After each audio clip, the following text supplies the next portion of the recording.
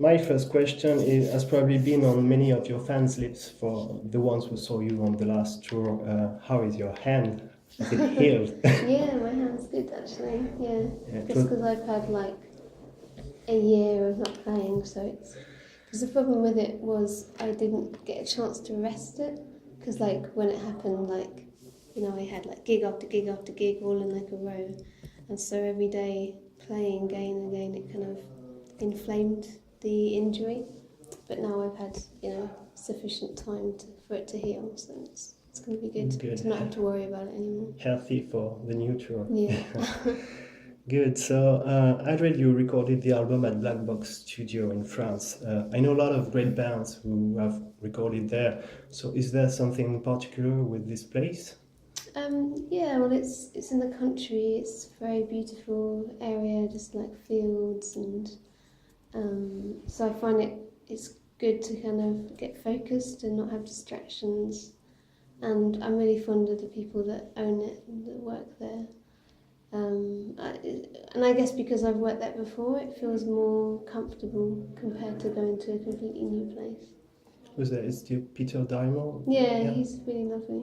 So I read you were vegetarian. Was it not too hard for you to be for a while in the Loire Valley with local food?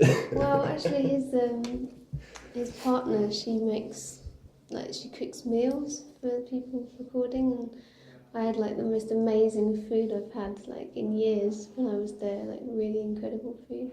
They call it Fat Box because like everyone just eats so much amazing food. And really nice wine, and yeah, food was good. Yeah, let's talk about the recording. You recorded the album with John Congleton. Can you tell me a bit about your work with him and how you met? We met through a mutual friend, and he was a fan of the first record, and so it was important to me to work with someone who was enthusiastic. And we did like a cover.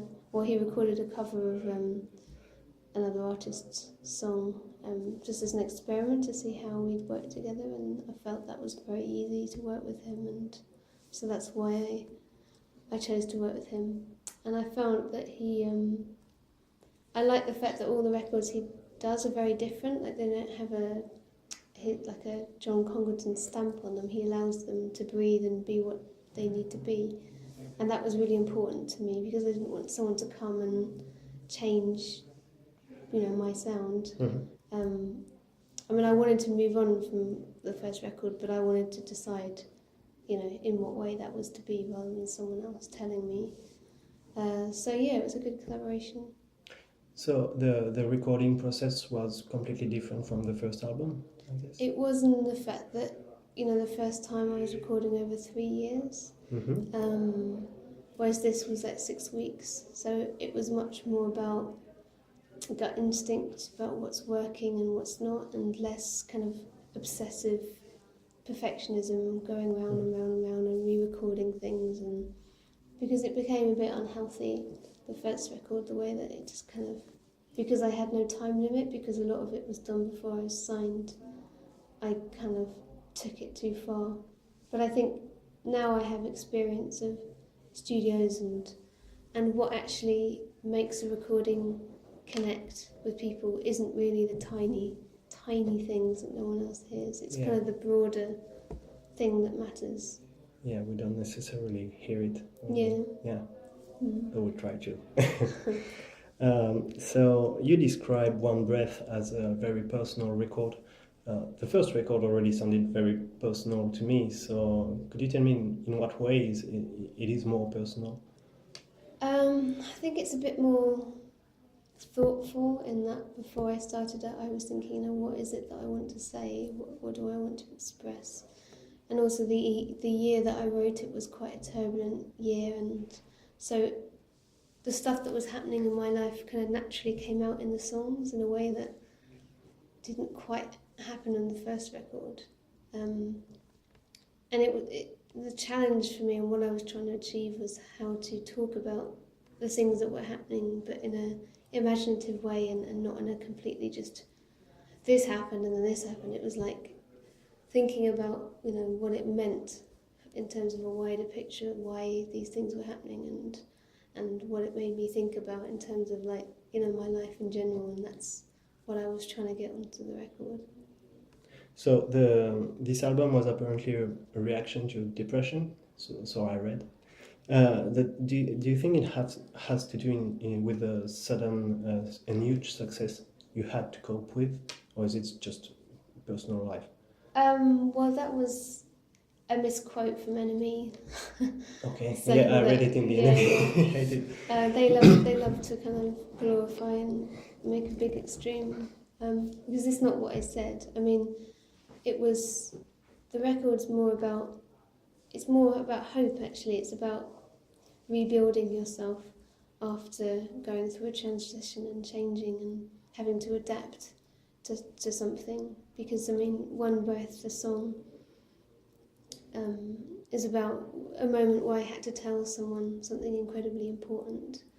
And it's about the breath that I took before I said that thing that I said. And it's kind of that feeling of before something happens and you're on the edge. Like, anything could happen. There's a real hope to that the change could really alter your life, perhaps for the better.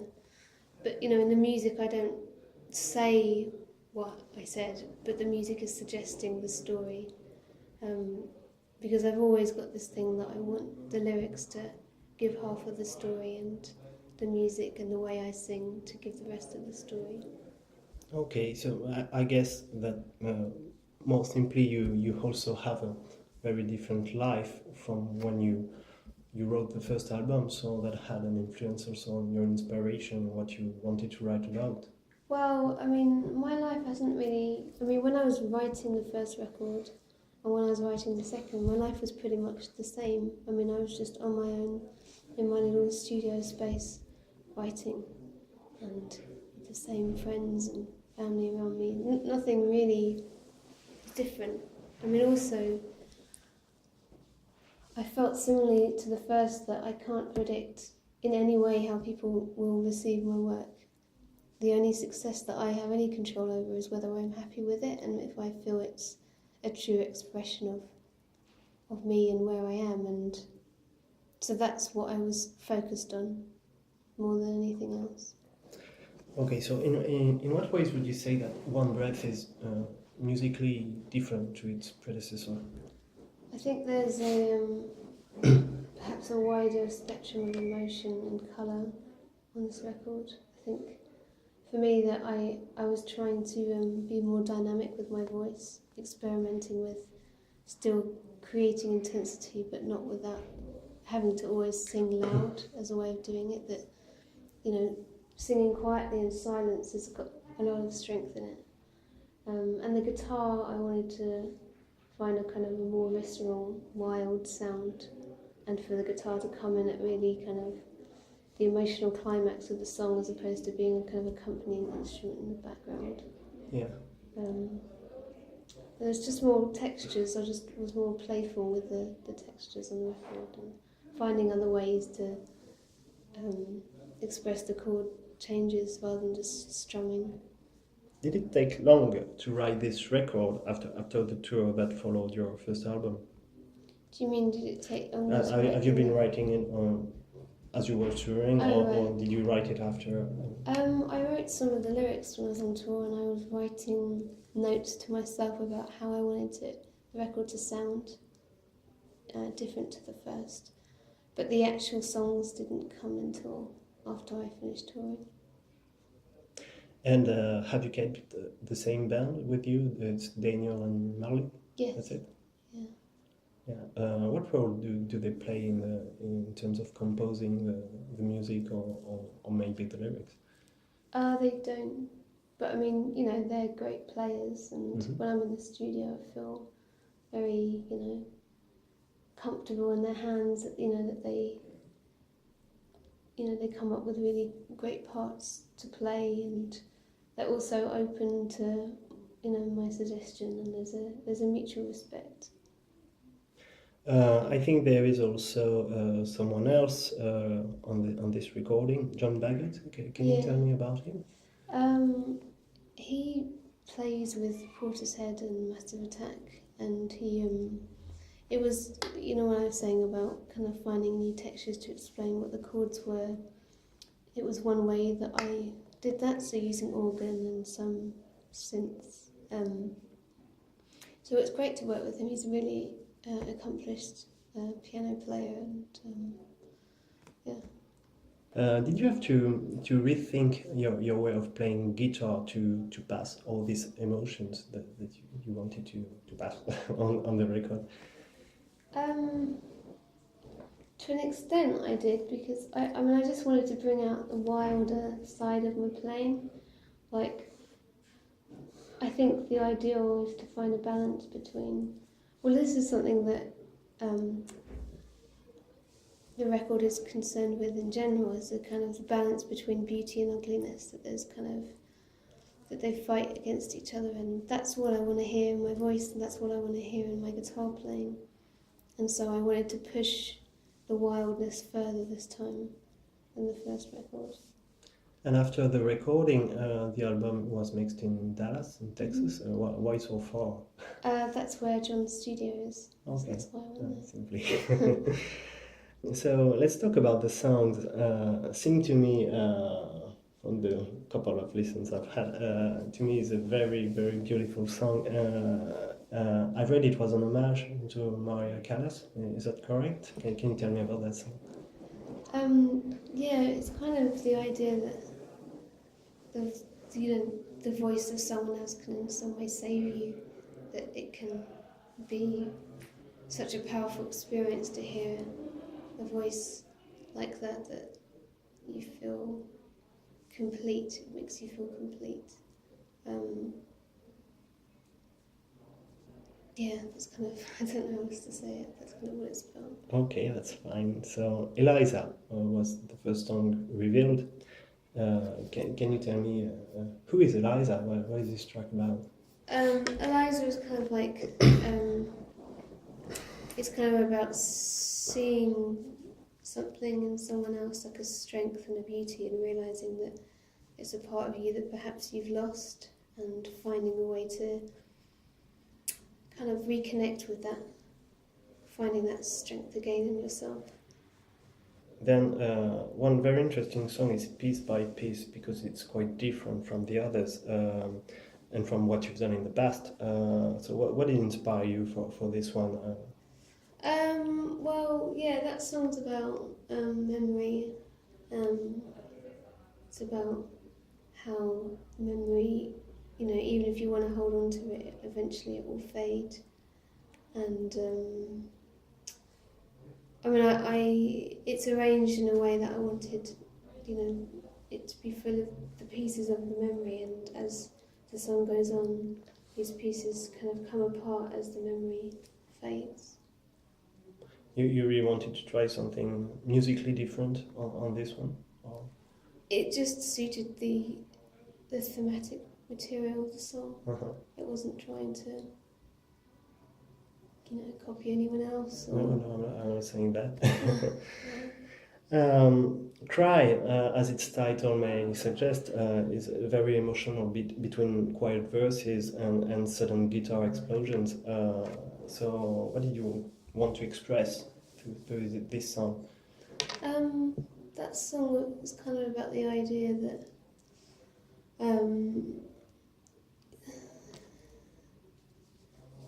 just wanting to feel passion from someone else in whatever way it is, some kind of physical representation of their love for you, whether that's kind of crying of sadness or a cry of help, or, you know, whatever it is, it's wanting some kind of reaction after someone. So on the other hand, Love of My Life is much more rock than the rest of the songs on the record. As we were talking about that sooner, did you intend to put several layers on the record, from very guitar-driven songs to very quiet moments like the last song on the record?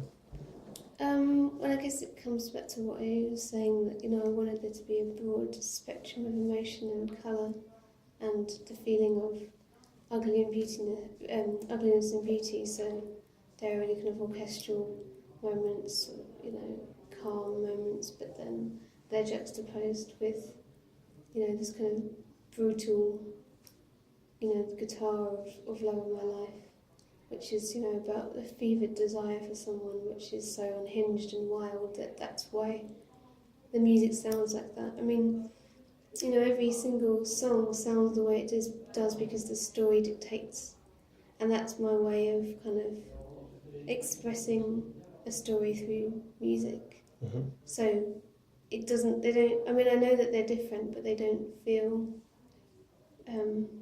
disjointed to me. They make sense to me in terms of the story of the song. And what about you were talking about your voice? Do you think that the experience of touring for a long time gave you more confidence in trying different things while singing? Yeah, I reckon, because I guess I've had so much experience now as a singer, and it just felt natural for me to try and develop it further and feel that I can explore what it means to be sensitive and quiet, and that there's a strength in vulnerability as well as being very powerful. So is that correct to say that there is a lyrical thread running through the record? In a way, yeah, the kind of, like I was saying, this feeling of being on the edge of something and feeling unstable, but kind of finding the strength to try and move forward and from this transitionary period into something that perhaps is more hopeful. You got a huge critical acclaim for the first record. You were nominated for a Mercury Prize. Do you think this put more pressure on your shoulders, or was it more exciting to go forward and to do new things? I think, the thing is, you just can't control how other people are going to feel about your work. Some people liked it and some people hated it, and it's like the only control that I have is whether I'm happy with the work that I do, and my idea of success is just the hope that there will be some people that, are happy to see me develop and try different things, and are interested to take that journey with me, and kind of, I think the biggest disappointment would be if I had kind of fans that just wanted the same thing album after album, but I don't feel that that's the case. I feel like the people that kind of liked my first record would probably want to see new things, and so as long as I'm happy with it, I think that's the best success that I can hope for. And the other stuff is a nice bonus, but it's not what it's about, really. So do you think you will need to take one deep breath before you go on stage to introduce these new sounds to your public? Yes, probably, yeah. Yeah, but it's been so long since I played live. I'm really looking forward to it. It's going to be really nice to kind of to be that person again, to kind of experience that again. How do you feel about the French public? You had a warm welcome when you started, I think. Yeah, I feel very fond of the French audience, and I feel that they understood what I was doing first, and so I feel kind of a loyalty that that I want to invest, because I appreciate the fact that despite the fact that my music is perhaps on the challenging side, they were willing to open their hearts to it and listen to it. That's a really great thing. Well, thank you very much, Anna. You're welcome. It was a pleasure talking to you.